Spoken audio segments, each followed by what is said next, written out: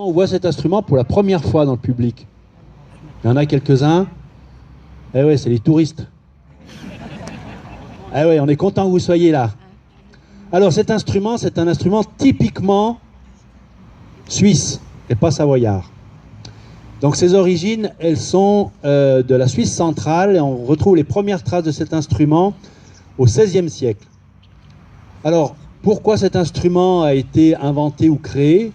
Eh bien, ce sont les bergers qui, en coupant un sapin, un épicéa qui avait poussé à flanc de montagne et qui avait pris cette forme courbée pour aller rechercher la lumière du soleil, eh bien, ils ont coupé cet arbre et puis ils l'ont coupé en deux dans la longueur, ils l'ont ouvert, ils l'ont creusé, ils l'ont recollé avec de la colle de bœuf, la colle chaude, parce qu'ils n'avaient encore pas de colle de poisson en Suisse. Et puis pour qu'il soit étanche, pour pas qu'il y ait de fuite, ils enroulaient autour des feuilles de saule assez larges pour faire l'étanchéité. Alors chaque berger avait son instrument qu'il avait fabriqué lui-même et il s'en servait d'une vallée à l'autre pour communiquer. Donc ils avaient des mélodies qui voulaient dire des messages. Vous savez que dans les Alpes, on avait deux méthodes pour communiquer. On avait la méthode sonore, donc avec ses instruments, et puis on avait la méthode visuelle. Méthode visuelle, c'était sur les balcons des chalets de poser des linges de différentes couleurs qui avaient un code et qui permettaient de communiquer avec ceux qui étaient en face de l'autre côté de la vallée. Alors le corps, eh bien, qu'est-ce qu'il faisait? Il était là pour communiquer justement aux voisins s'il y avait eu du lait, si la vache était malade. Et puis il servait aussi pour le travail avec le bétail. Donc les bergers, quand c'était l'heure de la traite le soir, ils jouaient une mélodie et les vaches arrivaient à l'étable pour l'heure de la traite.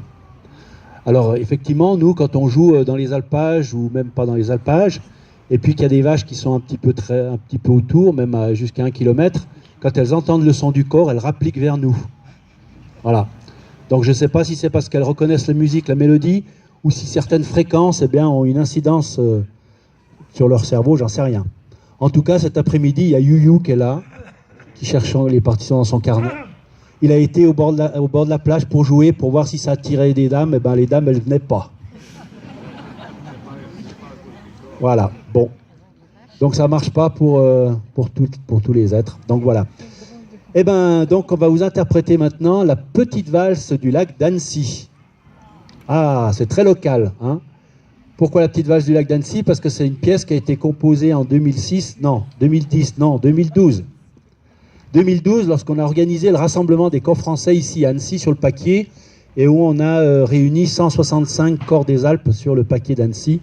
Donc c'était un moment assez impressionnant quand même de faire un rassemblement en France où on arrive à avoir un certain nombre de corps des Alpes. Pour la Suisse, c'est un petit peu différent, je vous en parlerai tout à l'heure. Donc voici la petite valse du lac d'Annecy.